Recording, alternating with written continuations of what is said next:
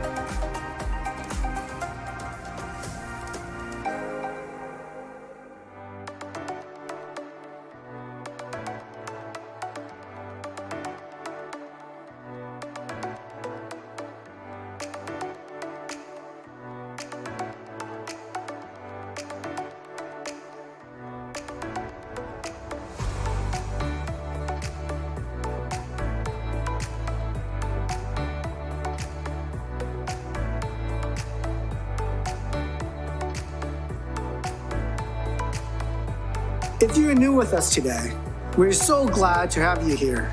For us, church is so much more than just a Sunday service, and we want you to know that there's a place for you at Beach Point. One of the best ways you can take your first step is fill out the Connect card by texting the word Connect to the number on the screen. Later this week, one of our pastors will connect with you. During this season, your generosity matters. You can give now either online or at beachpoint.com, through the Beachpoint app, through the texting, or by mailing a check into the church office. When you give to the Lord through Beachpoint, we're able to care for our community in significant ways.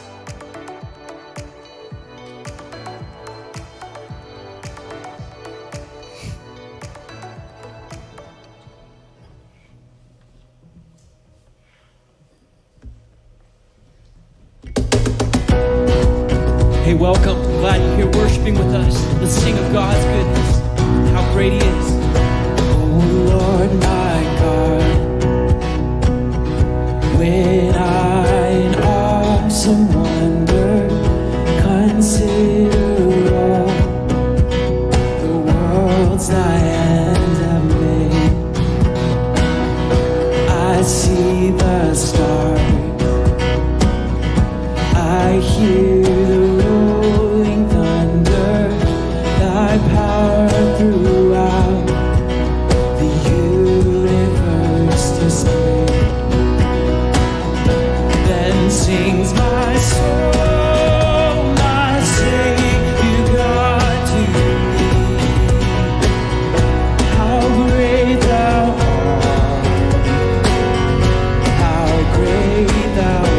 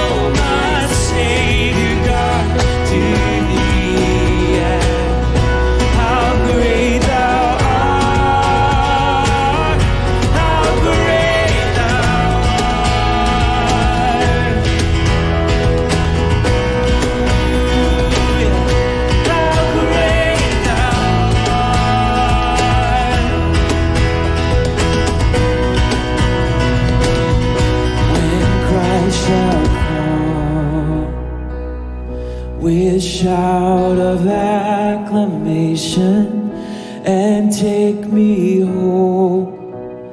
With joy shall fill my heart.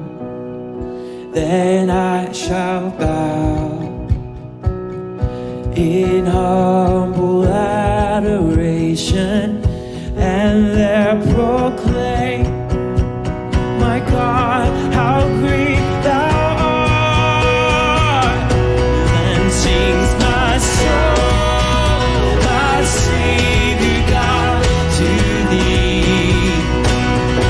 How great thou art, how great thou art. Then sings my soul, my Savior God, to thee. How great thou art, how great thou art.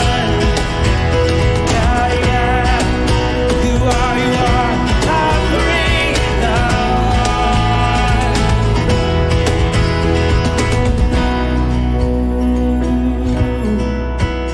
You are great. We bring our worship to you, God. Hallelujah. You are great. You are great. You are good.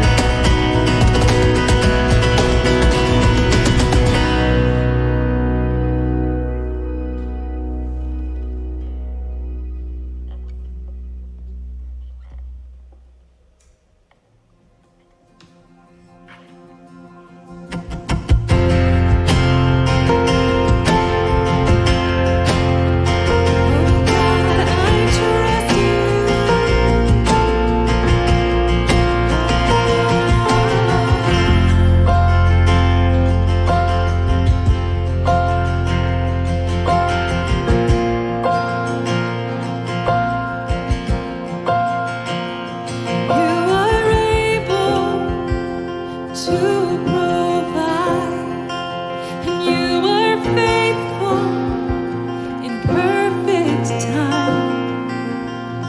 Your goodness overwhelms. I am held through the fire.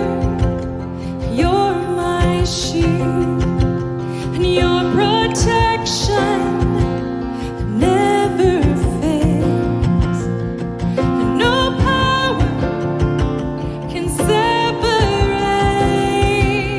I am safe.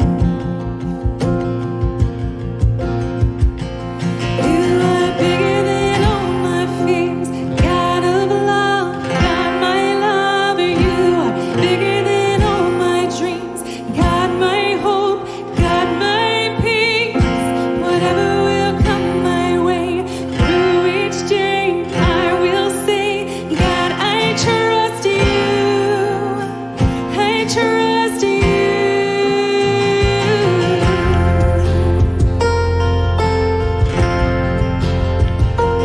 You're the treasure I desire. I surrender my whole life, and for your glory, my great reward. I am yours.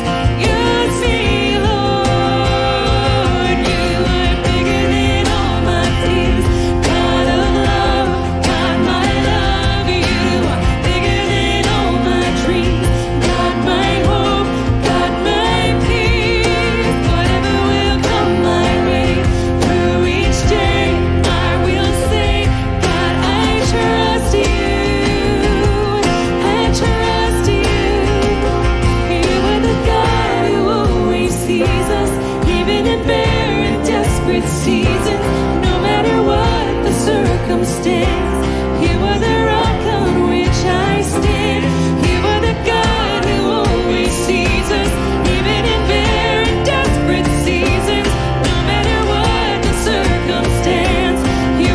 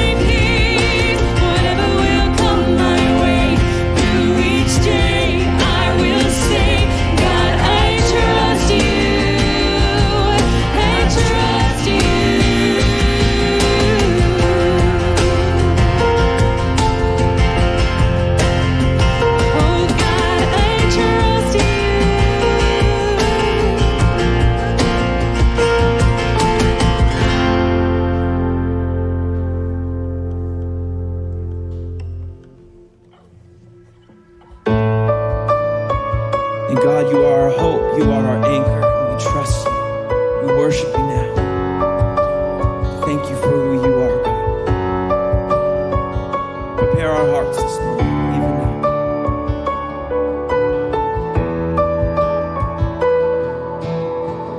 My hope is built on nothing less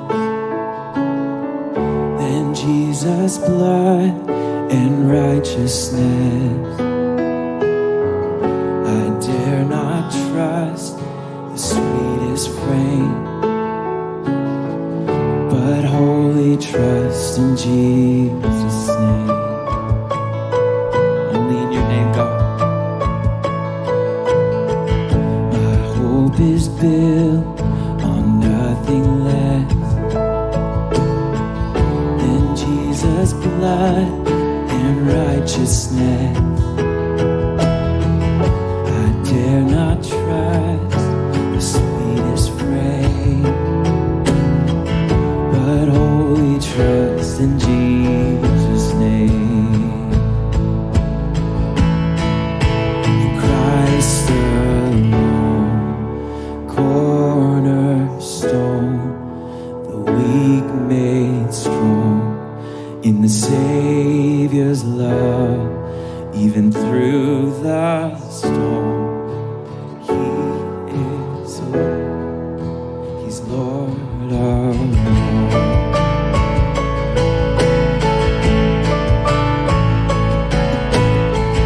When darkness seems to hide its face,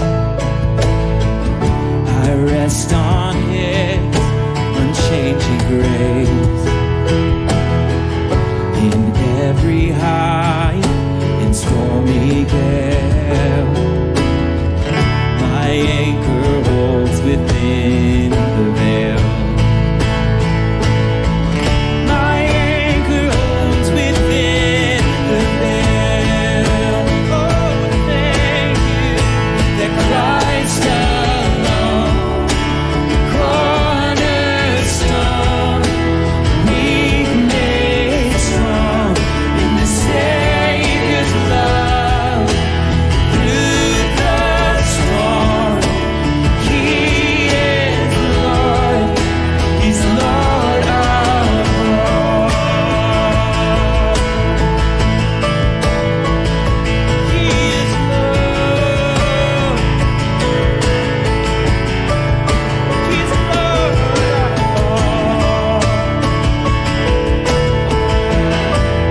Oh, Christ alone, cornerstone, weak made strong, in the Savior's love, through the storm. He is Lord, He's Lord of all.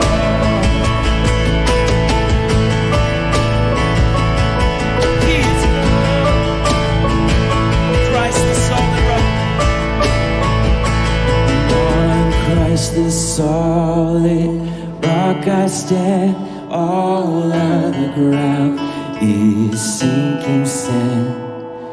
All other ground is sinking sand.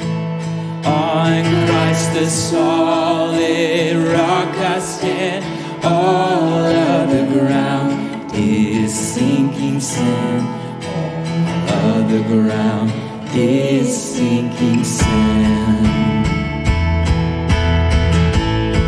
Yes, it is. So we sing, Christ alone, cornerstone, weak made strong, in the Savior's love, through the storm. He is Lord, He is Lord of all.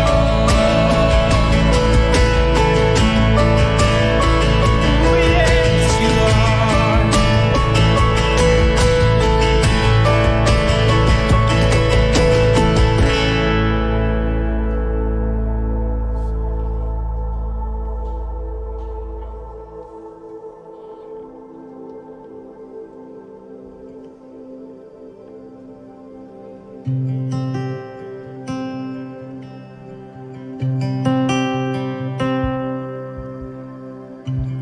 bow our hearts, we bend our knees. Oh Spirit, come make us humble. We turn our eyes from evil things. Oh Lord, we cast down our idols. Give us clean hands, give us pure hearts. Let us not lift our souls to another. Give us clean hands, give us pure hearts. Let us not lift our souls to another. Oh God, let us be a generation that seeks your face.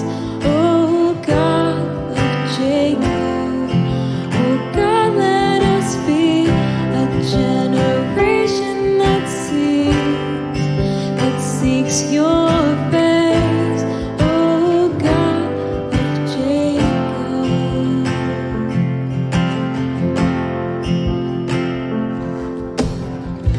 We bow our hearts, we bend our knees. Oh Spirit, come make us humble. We turn our eyes from evil things. Oh Lord, we cast down our idols. Give us clean hands, give us pure hearts. Let us not lift our souls to another. Give us clean hands, give us pure hearts. Let us not lift our souls to another. Oh God, let us be a generation that seeks your face. Oh God of Jacob. Oh God, let us be a generation that seeks your face. Oh God of Jacob.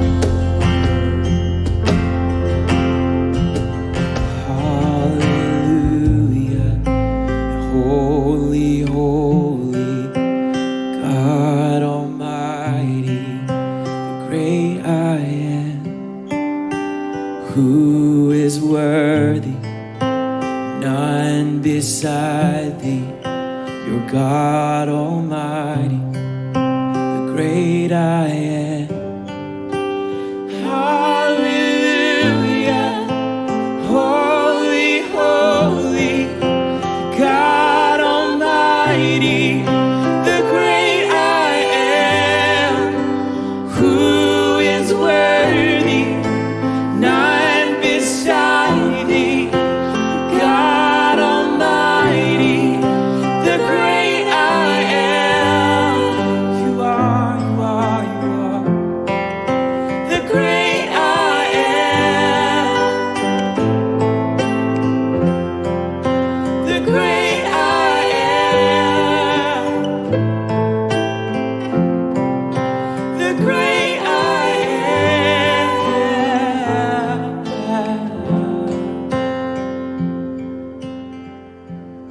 God, we recognize that we worship the great I am, this great God who loves us, a great God with great love.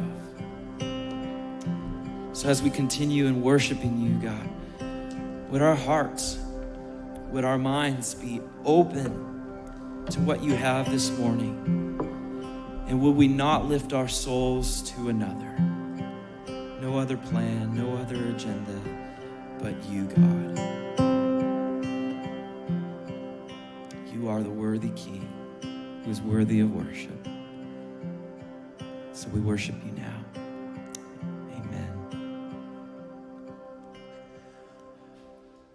We're going to spend our time today thinking about a little bit what it looks like to build our lives on the cornerstone, as we just sang in such incredible ways. And we're going to think about some things that Peter calls us to give up in 1 Peter, some things that he calls us to rid ourselves of. And then we're also going to go further and think about some things that he calls us to embrace. What we're going to see today is that he is not just calling us to give something up, but to embrace something else. And so we're going to turn together and we're going to see this out of 1 Peter chapter 2. So if you want, you can open up with me to 1 Peter chapter 2. And as you're turning there, I'll note that 1 Peter is actually a really interesting book of the Bible from just like a purely textual point of view. In the first, what we see in the chapter 1, right, is that Peter actually addresses this letter to a group of churches. In the first verse, it says, Peter, an apostle of Jesus Christ, to God's elect, exiles scattered throughout the provinces of Pontus, Galatia, Cappadocia, Asia, and Bithynia. And it's a strong contrast to most of Paul's letters, right? We're also familiar with Paul's epistles, where he writes mostly to one church in one city, in one place. But Peter writes this letter to a community. He writes this letter to a wider reach of churches, and he says, this is for you. And that's one thing. The other thing that's really interesting about this letter in general is that Peter puts an incredible focus on evangelism. He puts an incredible focus on what it means to share the gospel, to share the good news of Jesus with those around us. But interestingly, again, in a contrast to most of Paul's letters, Peter does it not by focusing on theology. Right? If you grew up in the church like me, you're probably used to the idea, if you're going to evangelize, you're going to walk someone through the Romans road. You're going to lead someone through the 5 verses in the book of Romans that are theologically rich. They're verses that are theologically powerful, and you can lead someone to Jesus that way. But what's so interesting about 1 Peter is that in the letter, Peter doesn't give us all that much theological depth when it comes to evangelism. Instead, what he gives us is a deep concern for the way that our lives look, for what our lives are like, and the way that our choices and our actions are evangelism in and of themselves. And so today in chapter 2, we're going to see that theme start to get formed that kind of flows out into the rest of the letter. And so we're in 1 Peter chapter 2, starting in verse 1. It says this. It says, therefore, rid yourselves of all malice and all deceit, hypocrisy, envy, and slander of every kind. Like newborn babies, crave pure spiritual milk so that by it you may grow up in your salvation, now that you have tasted that the Lord is good.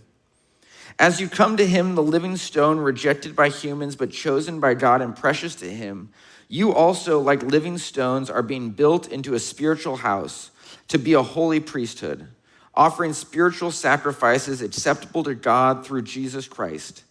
For in Scripture it says, see, I lay a stone in Zion, a chosen and precious cornerstone, and the one who trusts in him will never be put to shame. Now to you who believe the stone is precious, but to those who do not believe, the stone the builders rejected has become the cornerstone, and a stone that causes people to stumble, and a rock that makes them fall. They stumble because they disobey the message, which is also what they were destined for. And we should note that just because 1 Peter might not be of the same sort of theological richness, like a rich theological text, doesn't mean that it's not rich in its own way. And Peter gives us a beautiful image here of what God's spiritual house is like, a house built out of living stones, made up of people who have embraced the life that Jesus has called them to. But before we get to building up the spiritual house, Peter requires something first of us. Right? In verse 1, he says, rid yourselves of all malice and all deceit, hypocrisy, envy, and slander of every kind. If we're going to be built into God's spiritual house, if we're going to build up God's spiritual house around us, then what we're going to see is that we're going to have to release the things that hinder and embrace the one who was rejected. We're going to have to release the things that hinder us, and we're going to have to embrace the one who was rejected. And here I think in so many ways is the beauty of 1 Peter, because it calls us to give up things like malice and deceit and hypocrisy and envy and slander.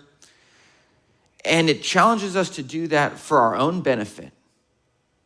It's better for us to give these things up. But 1 Peter also challenges us to do it for the benefit of others, for the benefit of God's spiritual house, for the benefit of our kids, of our families, of our friendships, of our community. Peter notes, obviously, right, these things, they hinder our growth in Jesus, our own growth in Jesus. He contrasts them with the pure spiritual milk that helps us grow up in our salvation. And if you take in the opposite of pure spiritual milk, if you take in the opposite of this pure spiritual milk, you can't grow, right? It's like Brondo. If you put Brondo on the plants, it doesn't make the plants grow. It doesn't matter how much of it you use. If you take in something other than spiritual milk, it will prevent you from growing up in your salvation. But on top of this, we see that when we do not rid ourselves of these things, when we hold on to these things, they hinder the building up of God's spiritual house. They hinder the building up of God's spiritual house. And I think we all know this, right? A house is not just one brick and one cornerstone, and you just like pop it on there, right? If you think that that is a house, I have a house in Fountain Valley right now worth $600,000 to sell you, okay? The reality is a house is a building made up of many bricks, built on one foundation. And so if we're going to build up, if we're going to be part of building up God's spiritual house, then we're going to need more bricks. We're going to need more living stones. And the way to accomplish that is certainly not by holding on to malice and deceit and hypocrisy and envy and slander. And I think it's really interesting that Peter gives us these 5 things as the things to rid ourselves of. There are 5 things that have to do with the way we interact with others. Peter could have given us a ton of different sins, right? Go read Paul's epistles. He has vice lists that go so long you're thinking, wow, I didn't even think about that one. Or wow, I cannot believe Paul actually had to tell someone that that was sin. And yet Peter just gives us 5 relatively simple things that focus on the way that we interact with other people.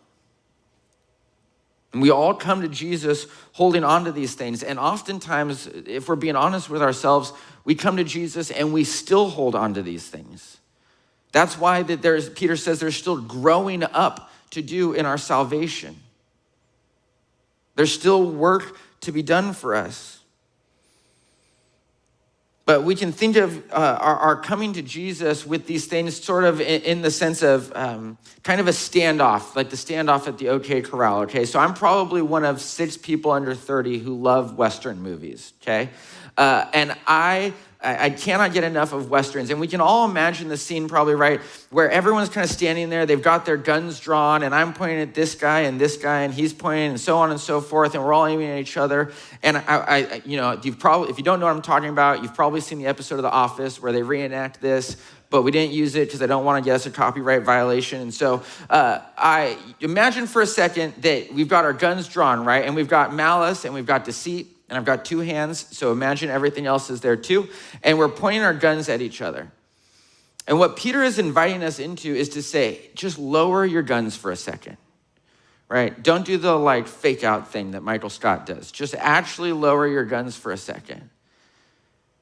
And just from a purely practical standpoint, think for a second about how much better your life would be. How much better your experiences with people would be. Just from a purely practical perspective, if everyone lowered the guns of malice and deceit, of hypocrisy, of envy, of slander, if in this community we could say, oh, I don't have to worry about my brother or my sister in Christ using one of those against me. So rid yourself of those things. They hinder your growth.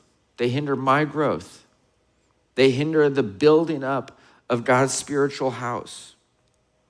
Get rid of them. But Peter doesn't stop there, because the challenge is not simply to release the things that hinder, but we have to embrace something else. Peter doesn't want us to just lower our guns and that's it, it's over, it's done with. Right? You could get rid of, if you were an everyday person who got rid of all malice and deceit and hypocrisy and envy and slander, you would be a fantastic person. We would all want to hang out with you. That just sounds like a great person. But that's not what Peter is calling us to. He's not calling us to just be great people. He's calling us to embrace Jesus. In verse 4, he says, as you come to him, the living stone. If you just rid yourself of these things and then you don't come to Jesus, you've missed the point. You've missed out on what Jesus has for us. The point isn't to be a great person. It's to build ourselves into God's spiritual house. It's to build up God's spiritual house around us. But most importantly, the foundation of that spiritual house has to be Jesus. The foundation, the cornerstone, cannot be anything other than Jesus. And so our lives and the spiritual house we find ourselves in have to be built on the cornerstone, on the stone that the builders rejected. Otherwise, the whole thing is faulty. In Matthew 7, Jesus tells the parable of the wise and foolish builders, right? Where the wise man builds his house on the rock and the foolish man builds his house on the sand, and the rains came down and the floods came up. And Amy's probably happy because I remember that song from kids ministry that we sang every week. But it's a great parable to think about what it looks like to put our life, our house on the right foundation. If we choose the wrong foundation, everything else is at risk. Everything else we build on top of it is faulty. And the challenge here lies in verse 8 of 1 Peter chapter 2, because in 1 Peter 2, verse 8, it says this. It says that Jesus is a stone that causes people to stumble and a rock that makes them fall. Building your foundation on Jesus can be challenging. In fact, it's hard because Jesus' call in our life is challenging. And it can be tempting for us to decide we're going to build our foundation because it's so hard, because Jesus demands so much of us. I'm going to build my foundation. I'm going to build my house on something that's like Jesus, on something that's close enough to Jesus. That's pretty close. But Peter says that is not enough. He says your cornerstone has to be Jesus. And being a few degrees off can change everything. Last spring, I went down to the Mexico trip to participate in building a new kind of Christian education building attached to a church down there in Mexico. And you can just imagine it was a building attached to a main church building, kind of like the lighthouse here behind us, except it had 2 stories. And someone thought it was a good idea for us to build the 2nd story. And so we get down there, and I hadn't been on one of these Mexico trips since I was in high school, I think. And if I'm being honest, as a high school student, I was a useless participant in these trips. I mostly hung out with kids, and I sang songs that I still remember. I could sing the I May Never March with the Infantry, all in Spanish right now, but I won't do it, I promise, just for each of you. But we went down there this time, and as an adult, I said, I'm going to be helpful. I'm going to work hard, and I know everyone else down here, except for the other high school students, they all work in the trades. They work in construction, or they do things like this. I'm the one person down here right now who has no clue what they're doing. And so, but I'm just going to work hard, and we're going to see what happens. And so at some point when we were down there, it came time to put the facade on the 2nd story of this building. And so suddenly out of nowhere, John Roberts, if you know John, he was a firefighter for years. He worked in construction. He's basically everything you want from someone on one of these trips. So I thought, I'll just do whatever John does. And so John starts getting out all the equipment to put scaffolding up to the second story. And so I start helping him, and we're putting kind of the steps up, linking it together, climbing up, putting the steps up, climbing up, putting the steps up. And next thing I realize, I'm at the top. Let me demonstrate here for a second. I didn't pre-check this with Alex. I'm probably not supposed to get off the stage at this point, but you know what? Okay. So I realize I'm standing up high, okay? I feel like I'm 60 feet up in the air. Reality is probably was like 15 feet, but I'm not good with heights in general. So I'm standing on this scaffolding. I'm up here. We're what feels like certain death high enough off the ground right now with a slightly wobbly scaffolding. I'm standing up there with John and a guy named Eric Bruner, who was much braver than I was this whole time. And I'm holding on for dear life. And then I turn around thinking, I've done my job. I've assembled the scaffolding. What more could I need? And as I'm standing there, I turn around to climb down. And as I do, people start handing pieces of plywood up to us. And I suddenly realized I had not volunteered to assemble a scaffold. I'd volunteered to do the actual work of putting this building together on the outside of it. Me and these two other guys who looked like they knew way more what they were doing. And so we start measuring kind of to figure out where everything's at. The roof is at a slant. Everything is going well enough at the start because I'm not doing anything. And then eventually it becomes my turn to measure something, and I'm kind of like, I'm doing it with one hand, trying to hook the measuring tape and pull it down because I don't want to let go of the pole, and I'm like shaking like this, and literally people are on the ground mocking me while I'm doing it. It was great. And so we kind of eyeball it, get it there, and the last piece of the scaffolding comes, and we realize we can't reach the edge of the building. And so we have to actually get off the scaffold. We have to put a ladder on the shack that was next to this building, kind of a shack with a flat roof that was not super stable looking, if I'm being honest. We put a ladder on it, and I'm standing behind it, holding Eric as he climbs up the ladder to measure and make sure we get this right. And on the other side of us, this I'm certain of, it was at least a 25-foot drop from there because there's a hill we're on. And so here I am holding the ladder, holding Eric's shirt. Eric's climbing up higher. There's an abyss next to me. And Eric is hanging off the edge. And all I can think about the whole time is, I know your wife. I know your son. Your daughter's with us here on this trip. I cannot let you die right now. And Eric's stretching and the ladder's like shaking. And I'm shaking as the ladder starts shaking. And he kind of gets it and he yells out some measurements and he goes, I think. And I said, that's good enough. And I pull him down, we get down, we climb down, they pass the thing up, we nail it up. And as we nail it up, I'm looking at it going, oh my gosh. And I think we've got a photo here. This is what good enough got us. Now you can see, if you see there's a corner there, you can see those pieces are not aligned at all. And here's the deal. From there, I thought, this is basically my view when we took a picture, I thought, okay, that's gonna be okay because no one's gonna notice that from the ground. I mean, think about that. We're 25 feet in the air in my mind. No one's gonna notice that from the ground. And the moment we get down, someone goes, wow, who messed up the front of the church? All because we decided good enough was gonna cut it for us. And the sad thing was that on the whole car ride home, we got made fun of. I got a text message like 2 weeks after the trip that was just a random photo, this photo, in fact, of the building.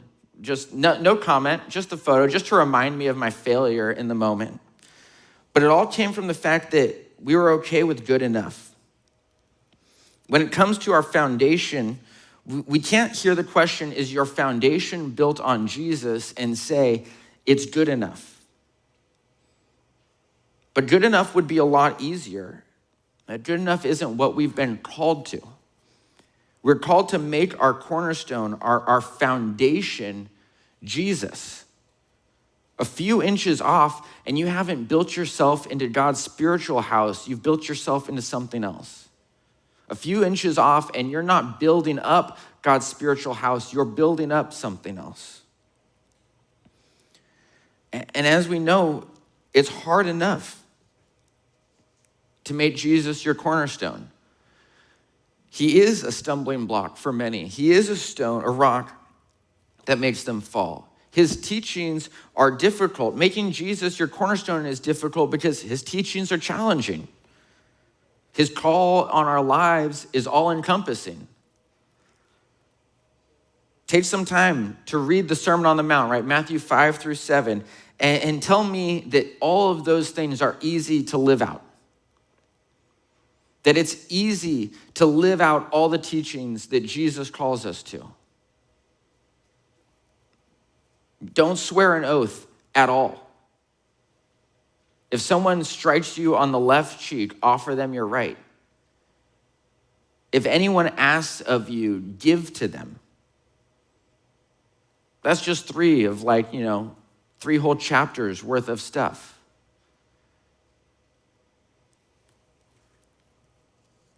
There's a former baseball player who tweeted the other day that I saw, and he tweeted saying that he doesn't follow a meek and mild Jesus. He says, I follow a bold, strong, and courageous Jesus. And here's something that stood out to me when he said it, is that very week I was preparing a message for our high school students on Jesus saying in Matthew 5, blessed are the meek, for they will inherit the earth.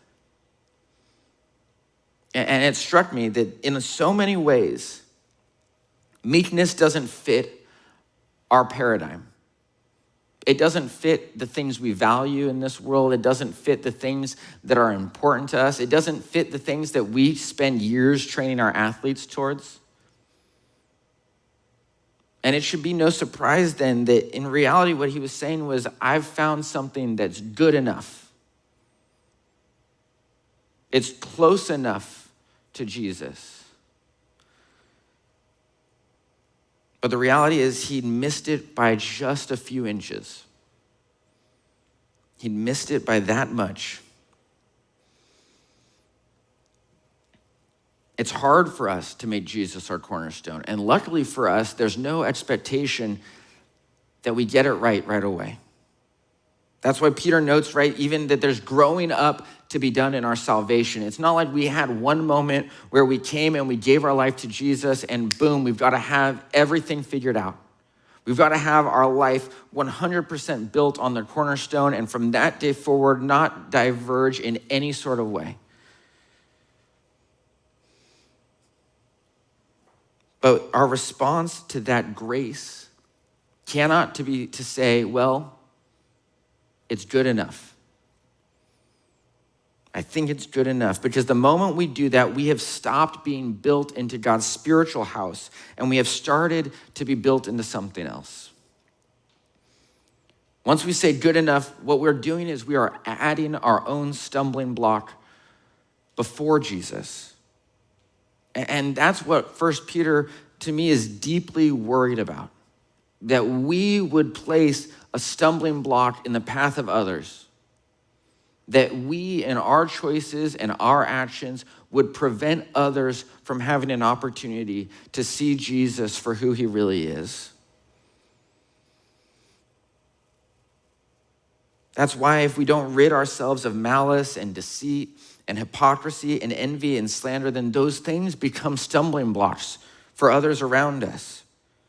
If we say good enough and we allow our lives to be built on a foundation that is different than Jesus, then we'll end up putting all sorts of stumbling blocks in the way of others.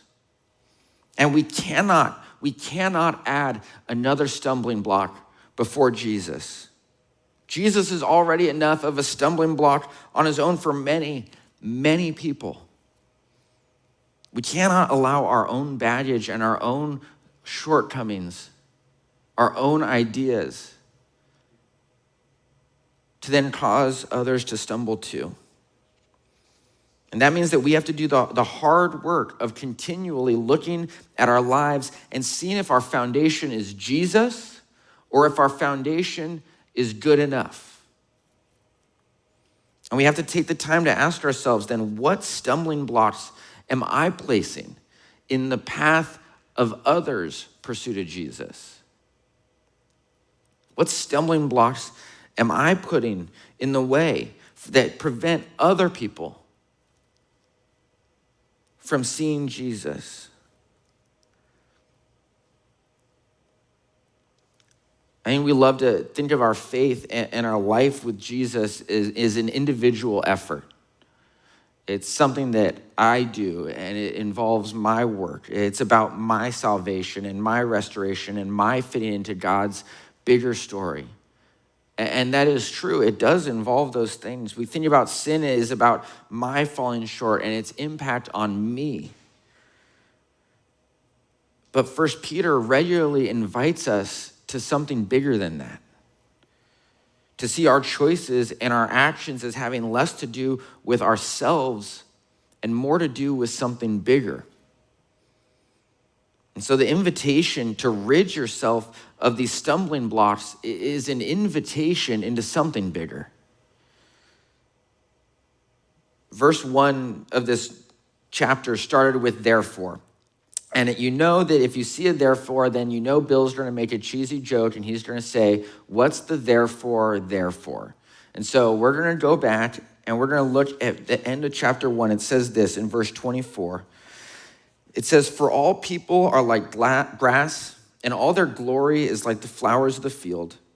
The grass withers and the flowers fall, but the word of the Lord endures forever.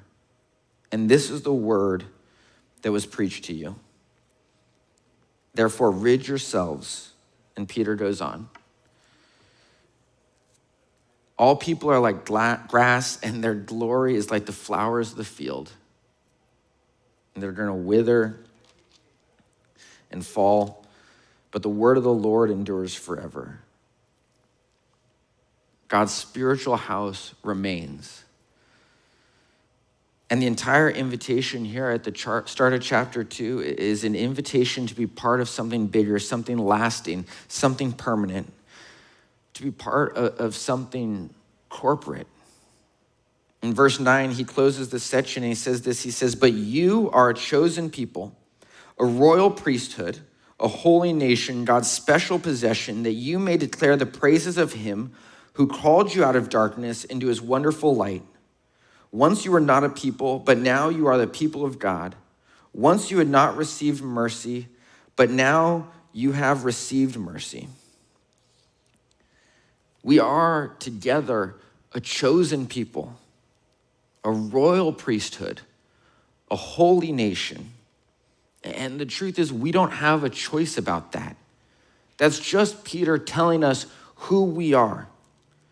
What we have a choice about is whether we will let these truths by God's grace shape us into the best version of what God says we already are. As chosen people, we can choose, like a spoiled child, to neglect our responsibilities, to count on our special treatment, or we can translate our blessings into selfless service. As a royal priesthood, we can, like a tyrant of a far-off nation, take advantage of our position for personal gain, or we can put our calling to work, leading others around us. As a holy nation, we can, like the nation of Israel in the desert, break into these self-preserving factions that are going to squabble and are going to fight and are going to ignore the things that are going on around them. Or we can heed the resounding call from Jesus in our lives to be a unified community of prayerful love. But make no mistake, we are a chosen people. We are a royal priesthood. We are a holy nation. And whether we live up to that is up to us. We can choose to hold on to malice and deceit and hypocrisy and slander and envy. We can choose to say good enough and place new stumbling blocks in others' paths toward Jesus. We can choose to think only about ourselves and our own discomfort and our own needs and our own security and our own well-being. Or we can choose to release the things that hinder and embrace the one who was rejected. We can choose to live up to our call as chosen people, as a royal priesthood, as a holy nation. We can choose to build up our lives on the cornerstone, not on something that's good enough, not on something that's like Jesus, but on Jesus himself. And say, I am willing to surrender it all, whatever I need to rid myself of, Whatever in my life is preventing me from being built up on the cornerstone, whatever I'm saying good enough about, I will get rid of it. I will surrender it all to the one who by his grace and by his mercy made us into God's special possession. And so I want to just invite you to take a minute today. It'll probably take longer than a minute, but just take a minute right now. And reflect on if you are ready to release the things that hinder and embrace the one who was rejected. If you're ready to give your whole life over to Jesus and build your life on the cornerstone. To search your life and say, what in my life am I saying good enough about? And then to decide if you're ready to give that up, to surrender it all, to live up to who God says we are. So take a minute.